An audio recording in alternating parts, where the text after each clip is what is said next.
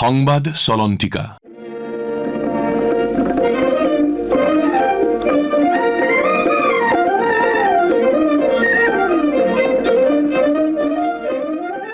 সময়ৰ গতিত এটা দশক পাৰ হৈ আন এটা দশকৰ দিশে আগবঢ়া যাত্ৰা কেতিয়াও সহজ নহয়। কিন্তু যেতিয়া এই যাত্ৰা দেশৰ উন্নয়ন সংকল্প আৰু জনসাধাৰণৰ সপোন পূৰণৰ সৈতে জড়িত হৈ পৰে, তেতিয়া ইতিহাসৰ সোণালী অধ্যায়ত পৰিণত হয়।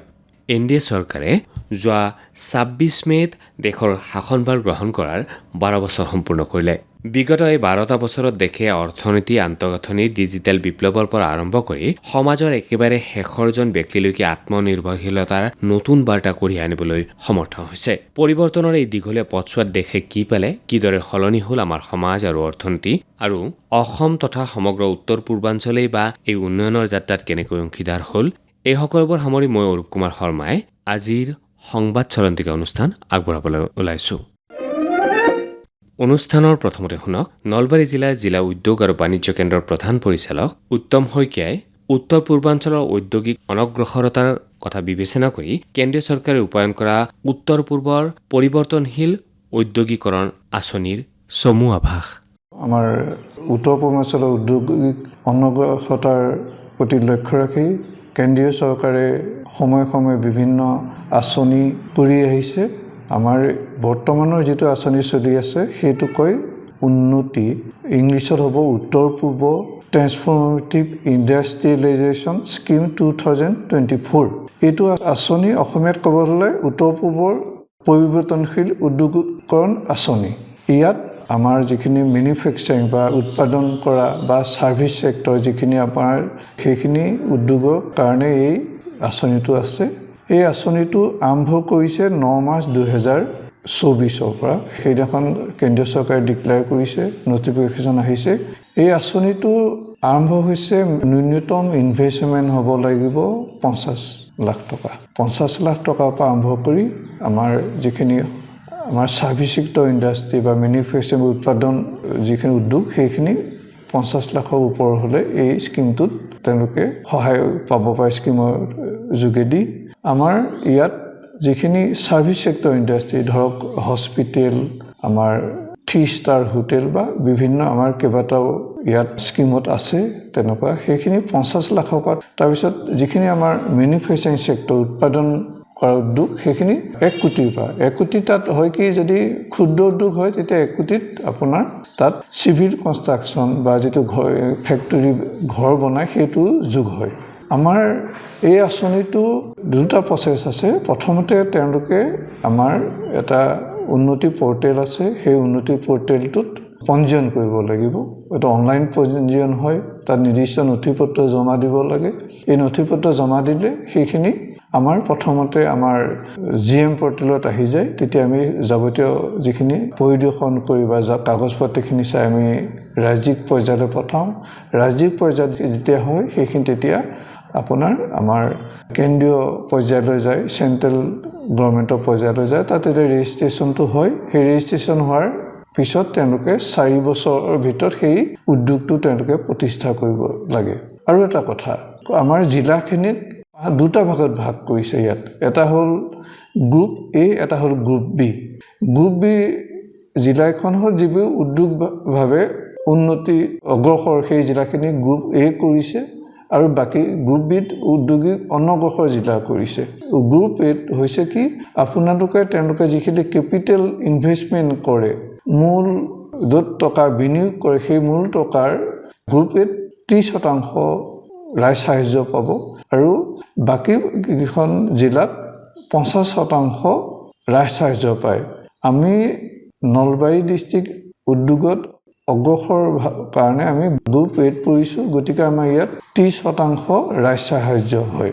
তাৰ পিছত ইয়াত আমাৰ 3টা পাৰ্ট আছে। এটা হ'ল আপোনাৰ কেপিটেল ইনভেষ্টমেণ্ট ছাবচিডি, যিখিনি মূল ধন বিনিয়োগ কৰিব সেইখিনিৰ ভিতৰত 30% পাব।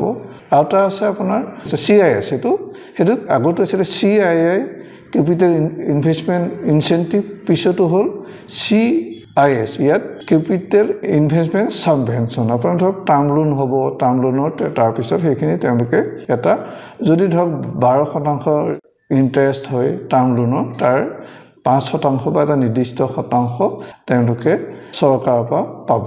তাৰপিছত আছে আপোনাৰ আৰু এটা আছে 3 নম্বৰটো আছে, সেইটোত হয় বিভিন্ন GST বা বিভিন্ন যিখিনি এনেকুৱা গভৰ্ণমেণ্টৰ যিখিনি GST আদি সেইখিনি ভিতৰতো তেখেতসকলে পইচা ঘূৰাই পাব। এই পইচাখিনি 2034 চনলৈকে পইচাখিনি পাব, টোটেল 8 বছৰলৈকে পাব। আৰু এটা উদ্যোগে এই গোটেই যিটা 3টা আপোনাৰ উন্নতিৰ 3টা বিভাগ আছে, যিটো ভাগ ক'লোঁ যে 3টা ইনচেন্টিভ পাব তেখেতসকলে, এইটো 250 কোটিলৈকে এটা উদ্যোগে পাব পাৰে। গতিকে আৰু এটা ইয়াত আমাৰ গোটেই আমাৰ যিখন অষ্টলক্ষ্মীৰ উত্তৰ পূৰ্বাঞ্চলৰ 5খন ৰাজ্য, এই 5খন ৰাজ্যৰ কাৰণে এই আঁচনিটো কৰা হৈছে। গতিকে এটা নিৰ্দিষ্ট বাজেট এটা নিৰ্ধাৰণ কৰি থৈছে। সেই প্ৰত্যেক আমাৰ এতিয়া হৈছে যে FIFO basis, first in first out. যিটো উদ্যোগে প্ৰথমে ৰেজিষ্ট্ৰেশ্যন কৰি প্ৰথমে ইনচেন্টিভ ক্লেইম কৰিব, তেওঁ প্ৰথম ৰাজ্য সাহায্য পাব। তাৰপিছত তেওঁলোকে সেইটোৱে হ'ল প্ৰথম যি কৰে, এইটো এই পইচাটো যেতিয়া শেষ হ'ব তেতিয়া নিশ্চয় গভৰ্ণমেণ্টে আকৌ নতুন বাজেটৰ কথা ভাবিব। এটা কথা হৈছে আমাৰ যিটো ৰেজিষ্ট্ৰেশ্যনৰ সময় আছিল 31 মাৰ্চ 2026, কিন্তু আমাৰ যিহেতু আমাৰ অসমত বিধানসভা ইলেকশ্যন হৈ গ'ল যোৱা ফেব্ৰুৱাৰী মাহত, গতিকে এইটো গোটেই 5খন আমাৰ ৰাজ্যৰ কাৰণেতো এতিয়া পিছুৱাই দিছে। এতিয়া আমাৰ ৰেজিষ্ট্ৰেশ্যনৰ শেষ সময় হ'ল 30 ছেপ্টেম্বৰ 2026। কোনোবাই যদি উদ্যোগে ৰেজিষ্ট্ৰেশ্যন কৰিব পাৰে এতিয়া তেওঁলোকে ছেপ্টেম্বৰলৈকে সময় পাইছে। কোনোবা উদ্যোগে যদি 2024 পিছত তেওঁলোকৰ কমাৰ্চিয়েল প্ৰডাকশ্যন আৰম্ভ কৰিছে বা কমাৰ্চিয়েল এক্টিভিটি আৰম্ভ কৰিছে, তেতিয়াও তেওঁলোকে এতিয়া ৰেজিষ্ট্ৰেশ্যন কৰিব পাৰে। এতিয়া যদি কোনোবাই ভাবিছে মই অহা 4 বছৰৰ ভিতৰত কৰিম, তেতিয়াও তেওঁলোকে এতিয়া 30 ছেপ্টেম্বৰৰ ভিতৰত তেওঁলোকে ৰেজিষ্ট্ৰেশ্যনখিনি কৰিব লাগিব। এইটো এটা আমাৰ উন্নতি স্কিমটো বহুত ভাল স্কিম, উন্নতি 2004। আমাৰ পিনৰ পৰা আমি যিমান সজাগতা কৰিব পাৰি আমি ৰাইজক জনাইছোঁ, আমি এৱাৰনেছ পাতিছোঁ, আমি জিলাই এই বিষয়টো জানিবৰ কাৰণে, যাতে সকলো মানুহ আগুৱাই আহে এই সুবিধাখিনি লৈ। আৰু এই সুবিধাখিনি লৈ আৰু আমাৰ প্ৰথম পৰ্যায়টো আৰম্ভ হ'ব, আমাৰ জিলা পৰ্যায়ত হ'ব। তাৰপিছত ইয়াত কেইটামান বস্তু আছে, যদি নিজেই বেংকৰ পৰা ঋণ লৈ উদ্যোগটো স্থাপন কৰিবৰ কাৰণে, তেতিয়া বেংকৰ পৰা এখন এপ্ৰাইজেল ৰিপৰ্ট লাগিব। আৰু যদি ভাবে কোনোবাই নিজা পইচাৰে কৰে তেতিয়াও পাৰিব। তেতিয়া তেওঁলোকে নেট ফি বা চিট বিৰ পৰা তেওঁলোকে বেংক এপ্ৰাইজেল ৰিপৰ্ট বনাব লাগিব। নলবাৰীত এতিয়ালৈকে আমাৰ 23টা উদ্যোগে আমাৰ এতিয়ালৈকে ৰেজিষ্ট্ৰেশ্যনৰ কাৰণে এপ্লাই কৰিছে। আমাৰ 21টা আমি এতিয়া অলৰেডি আমি এপ্ৰুভেলৰ কাৰণে পঠাইছোঁ। তাৰ বহুকেইটা আপোনাৰ ইতিমধ্যে ৰেজিষ্ট্ৰেশ্যন হৈ গৈছে। আমাৰ ইতিমধ্যে 3-4টামান আমাৰ উদ্যোগে ইতিমধ্যে তেওঁলোকে ইনিচিয়েটিভ ৰাজ সাহায্যৰ কাৰণে আবেদন কৰিলেই তেওঁলোকে। আৰু আমাৰ ইয়াত কেইবাখনো চিকিৎসালয়, প্ৰাইভেট হস্পিটেলেও আমাৰ আবেদন কৰিছে, ৰিজৰ্টে আবেদন কৰিছে। গতিকে এই গোটেই আমাৰ ছাৰ্ভিচ ছেক্টৰ, মেনুফেকচাৰিং ছেক্টৰ গোটেইখিনি ইয়াত আমাৰ এই যি 23টা এপ্লিকেশ্যন আছে বা 21টা আমি এতিয়ালৈকে পঠাইছোঁ, এই গোটেইকেইটা ইয়াত আমাৰ সোমাই আছে। গতিকে আমাৰ ক্ষুদ্ৰ উদ্যোগৰ পৰা ধৰক আমাৰ 1 কোটি মানৰ পৰা আৰম্ভ কৰি লাৰ্জ স্কেলৰলৈকে আছে। আপোনাৰ পেপচিকোও ইয়াত এপ্লাই কৰিছে, পেপচিকো যিখিনি সুবিধা পাব। ইয়াত মেক্সিমাম ৰাইজ সাহায্য পাব 7,50 লাখ টকা ৰাইজ সাহায্যটো, যিটো কেপিটেল ইনভেষ্টমেণ্ট।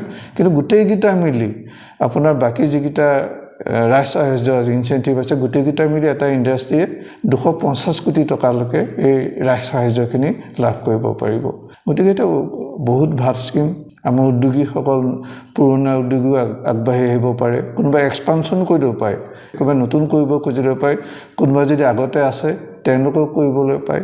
আমাৰ ইয়াত আছে তেনেকুৱা বহুত উদ্যোগ আছে, তেওঁলোকে এক্সপানশ্যন কৰিব বা প্ৰসাৰণ কৰিব বিচাৰিছে, তেওঁলোকে ইয়াত পঞ্জীয়ন কৰিছে। এখন হস্পিটেলে তেওঁলোকে এক্সপানশ্যন কৰিব, তেওঁলোকে আমাৰ তাত পঞ্জীয়ন কৰিছে, তেখেতসকলে সাহায্য পাব। গতিকে এই আঁচনিৰ জৰিয়তে নতুন পুৰণা সকলো উদ্যোগ, মেনুফেকচাৰিং ছেক্টৰ, ছাৰ্ভিচ ছেক্টৰ, এই 2টা ছেক্টৰতে এই আঁচনিৰ সুবিধা ল'ব পাৰিব। কিন্তু এটা মনত ৰাখিব লাগিব, 30 ছেপ্টেম্বৰ 2026 ইয়াৰ ৰেজিষ্ট্ৰেশ্যনৰ শেষ দিন। শ্ৰী শইকীয়াৰ পৰা উত্তৰ পূবৰ উন্নয়নৰ বাবে কেন্দ্ৰীয় চৰকাৰে ৰূপায়ণ কৰা উত্তৰ পূবৰ পৰিৱৰ্তনশীল ঔদ্যোগিকৰণ আঁচনিৰ সবিশেষ শুনিলে। এতিয়া শুনক ধেমাজিৰ কৃষি বিজ্ঞান কেন্দ্ৰৰ মুৰব্বী বিজ্ঞানী গুঞ্জন গগৈৰ মন্তব্য। কৃষি বিজ্ঞান কেন্দ্ৰ ধেমাজিয়ে জিলাখনৰ যুৱকসকল বিশেষকৈ যিসকলে কৃষিৰ ক্ষেত্ৰত আত্মনিয়োগ কৰিব বিচাৰে তেখেতসকলৰ কাৰণে বিভিন্ন ধৰণৰ প্ৰগ্ৰাম আমি কৰি থাকোঁ। বিশেষকৈ পিগাৰীৰ ক্ষেত্ৰত আমাৰ যুৱকসকল যথেষ্ট আগবাঢ়ি আহিছে। গতিকে পিগাৰীৰ ক্ষেত্ৰত তেখেতসকলক স্কিল প্ৰশিক্ষণৰ যোগেদি কেনেকুৱা ধৰণে ফাৰ্ম প্লেনিং কৰিব লাগে, কি ধৰণে আগবাঢ়িলে তেখেতসকল লাভৱান হ'ব পাৰিব, এই ক্ষেত্ৰত আমাৰ প্ৰশিক্ষণ চলি থাকে। তাৰোপৰি ছাগলী পালনটো এটা নতুন দিশ। বহুত যুৱক আজিকালি ছাগলী পালনৰ কাৰণে আগবাঢ়ি আহিছে। তেখেতসকলকো কেনেকুৱা ধৰণে ফাৰ্ম প্লেনিং কৰিব লাগিব। লগতে দুগ্ধ পালনৰ ক্ষেত্ৰত জিলাখনত যিহেতু ইতিমধ্যে প্ৰচেছিং ইউনিট আৰম্ভ হৈছে, গতিকে দুগ্ধ পালনৰ ক্ষেত্ৰত আমি যুৱকসকলক কেনেকৈ আকৰ্ষিত কৰিব পাৰি তাৰ ওপৰত এইবাৰ আমি এটা নতুন প্ৰজেক্ট এটাৰ জৰিয়তে এই দুগ্ধ পালন, ছাগলী পালন বা আমাৰ পিগাৰী ক্ষেত্ৰত আমি বিভিন্ন ধৰণে সহায় কৰিবলৈ তেখেতসকলক প্ৰয়াস কৰিছোঁ। বিভিন্ন সামগ্ৰী আমি ইতিমধ্যে প্ৰদান কৰিছোঁ। তাৰ ওপৰত প্ৰশিক্ষণটো আমাৰ থাকে, স্কিল ট্ৰেইনিং আমি দিওঁ, ডেমনষ্ট্ৰেশ্যনো আমাৰ থাকে। আৰু ধেমাজি জিলাখনত ব্যৱসায়িক ভিত্তিত কৰা খেতি বুলি ক'লে ধানৰ পাছতে আমাৰ গোমধানটো আহে। গোমধানত এইবাৰ আমাৰ বহুত কেইজন যুৱক জিলা কৃষি বিভাগৰ লগত সংযুক্ত হৈ তেওঁলোকে বহল ভিত্তিত গোমধানৰ খেতি কৰিছে। খেতিটো কৰাৰ আৰম্ভণিতে আমি আমাৰ ফালৰ পৰা প্ৰশিক্ষণ দিছোঁ। তাৰোপৰি ইয়াত ভোট জলকীয়া খেতি আৰু অন্যান্য লাভজনক শাক পাচলিৰ খেতি কৰিবলৈ বহুত যুৱক আগবাঢ়ি আহিছে। গতিকে তেখেতসকলকো কেনেধৰণে কৰিব লাগিব, ইয়াৰ যিখিনি প্ৰযুক্তিগত জ্ঞান থাকে আৰু কেনেকুৱা ধৰণে আগবাঢ়িলে মানে মাৰ্কেটিং কেনেকৈ কৰিব লাগে, এই সামগ্ৰিক বিষয়সমূহ সামৰি পেলাই আমি কৃষি বিজ্ঞান কেন্দ্ৰই প্ৰশিক্ষণ, ডেমনষ্ট্ৰেশ্যন এনেকুৱা ধৰণৰ, তাৰোপৰি আমি ব্যক্তিগতভাৱে যোগাযোগ কৰিও আমি ফিল্ড ভিজিট কৰোঁ, তেওঁলোকৰ ফাৰ্মলৈ যাওঁ। গতিকে এনেকুৱা ধৰণে আমি কৃষকসকলক, বিশেষকৈ যুৱকসকলক আমি সহায় কৰি আছোঁ। কৃষি ক্ষেত্ৰৰ বিকাশ সন্দৰ্ভত গুঞ্জন গগৈয়ে আগবঢ়োৱা মন্তব্য শুনিলে। এতিয়া শুনক কেন্দ্ৰীয় চৰকাৰে শিক্ষা খণ্ডৰ আন্তঃগাঁথনি উন্নয়নৰ ক্ষেত্ৰত আৰোপ কৰা গুৰুত্ব সন্দৰ্ভত বৰদলনি উচ্চতৰ মাধ্যমিক বিদ্যালয়ৰ অধ্যক্ষ হেমন্ত চেতিয়াই আগবঢ়োৱা মন্তব্য। কেন্দ্ৰীয় চৰকাৰে শিক্ষানুষ্ঠানসমূহৰ আন্তঃগাঁথনিত যথেষ্ট গুৰুত্ব দিয়া দেখা গৈছে। আমাৰ বিদ্যালয়ত নেচিডৰ তৰফৰ পৰা আমি 8 কোটি টকা এটা বিল্ডিং পাইছোঁ, প্ৰায় সম্পূৰ্ণ হোৱাৰ পথত। ইয়াৰ উপৰিও ডিজিটেল এডুকেশ্যনৰ ক্ষেত্ৰত কেন্দ্ৰীয় চৰকাৰে শিক্ষানুষ্ঠানসমূহত যথেষ্ট তেওঁলোকে স্কিম দিবলৈ সক্ষম হৈছে। আমি যথেষ্ট উপকৃত হৈছোঁ। আমাৰ স্মাৰ্ট টিভি তথা স্মাৰ্ট ক্লাছৰুম আছে। চৰকাৰে শিক্ষানুষ্ঠানসমূহত ছায়েন্সৰ ক্ষেত্ৰত ইণ্টিগ্ৰেটেড লেব শিক্ষানুষ্ঠানসমূহ প্ৰদান কৰিছে। আমি তেনেকৈ প্ৰায় 52.5 লাখ টকা এটা আমি ইণ্টিগ্ৰেটেড লেব পাইছোঁ। তাত ফিজিক্স লেব আছে, কেমেষ্ট্ৰি লেব আছে, বায়'লজি লেব আছে। ইয়াৰ উপৰিও আমাৰ বিদ্যালয়ত 2 বছৰ হৈছে আমি ছায়েন্স স্কিমটো আমি ইণ্ট্ৰডিউচ কৰিছোঁ। চৰকাৰে এই ক্ষেত্ৰত আমাক যথেষ্ট সহযোগিতা আগবঢ়ায়। হেমন্ত চেতিয়াৰ মন্তব্য শুনিলে। NDA চৰকাৰে বিগত 12 বছৰত অসম সহ উত্তৰ পূৰ্বাঞ্চলৰ উন্নয়নৰ বাবে ভালেমান আঁচনি ৰূপায়ণ কৰিছে। অৱশ্যে প্ৰত্যাহ্বান এতিয়াও আছে। বহনক্ষম উন্নয়ন, প্ৰতিবছৰে হোৱা বানৰ স্থায়ী সমাধান আৰু বিভিন্ন জনজাতীয় সম্প্ৰদায়সমূহৰ মাজত সমবিকাশ নিশ্চিত কৰাৰ বাবে এতিয়াও অধিক কাম কৰাৰ প্ৰয়োজন আছে। তথাপি আমি ক'বই লাগিব যে NDA চৰকাৰৰ বিগত 12 বছৰৰ কাৰ্যকালত উত্তৰ পূৰ্বাঞ্চলৰ পুৰণি নেতিবাচক ছবিখন এতিয়া সলনি হৈছে। অসম এতিয়া কেৱল উত্তৰ পূবৰ প্ৰৱেশদ্বাৰ হৈ থকা নাই, বৰঞ্চ ভাৰতৰ ভৱিষ্যত গঢ়াৰ অন্যতম কেন্দ্ৰবিন্দু হৈ পৰিছে। সংবাদ চলন্তিকা শুনিলে। আজিৰ সংবাদ চলন্তিকাৰ প্ৰযোজনা আছিল আকাশবাণী গুৱাহাটী কেন্দ্ৰৰ আঞ্চলিক বাতৰি বিভাগৰ সহযোগিতা আগবঢ়ালে অপূৰ্ব মালিয়ে। পৰৱৰ্তী সংবাদ চলন্তিকা শুনিবলৈ পাব অহা সপ্তাহৰ আজিৰ এই একে সময়তে। এই চলন্তিকাৰ পৰা মই অৰূপ কুমাৰ শৰ্মাই বিদায় লৈছোঁ। নমস্কাৰ।